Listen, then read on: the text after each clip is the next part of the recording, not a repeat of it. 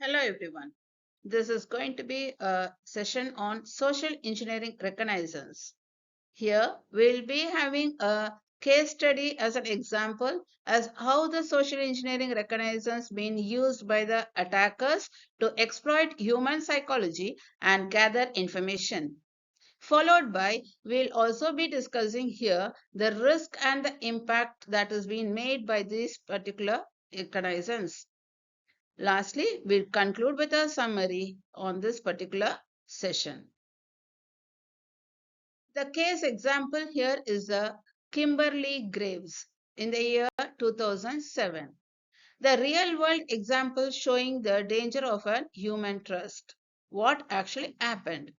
An attacker called the IT help desk claiming to be a senior manager. He used the authority plus the urgency tactics.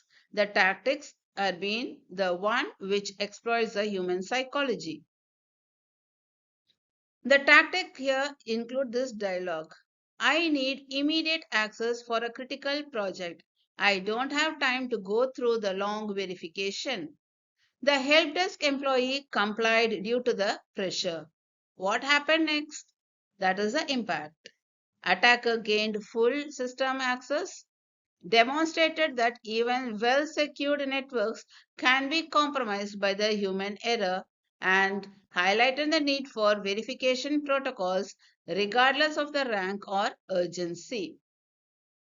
How it fits in reconnaissance. The social engineering reconnaissance complements technical footprinting such as who is data collection, the DNS lookups, and port scanning.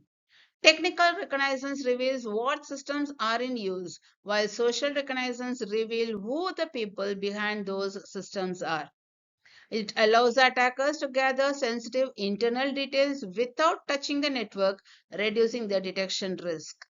And this combined knowledge increases the success rate of phishing, wishing, and spoofing attacks, making them more personalized and convincing.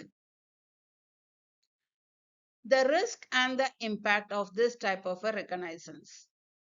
Social engineering exploits the human trust, friendliness, and authority bias.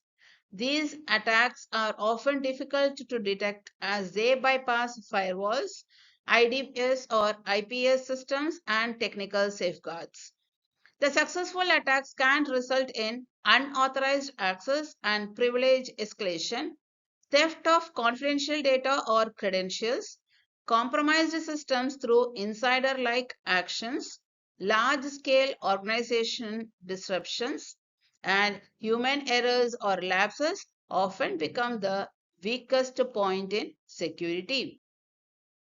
Coming to the countermeasures, how we can get along with that is protecting ourselves from the attack. Organizations can defend against this social engineering reconnaissance by conducting security awareness training regularly for all employees, especially for the frontline staff like the help desk or HR. Enforcing strict identity verification policies before passwords resets, system access, or sharing of sensitive information. Minimizing the public exposure of employee information on websites or social media, establishing and enforcing some secure internal communication protocols such as verifying unusual requests via secondary channels. And lastly, running simulated phishing and social engineering tests to assess the preparedness of the organizations. To conclude, social engineering reconnaissance is a critical first step in planning the human targeted cyber attacks, and it focuses on gathering actionable intelligence about the people, processes, and communication patterns. It also plays an essential role in the ethical hacking methodology as emphasized and professional penetration test frameworks.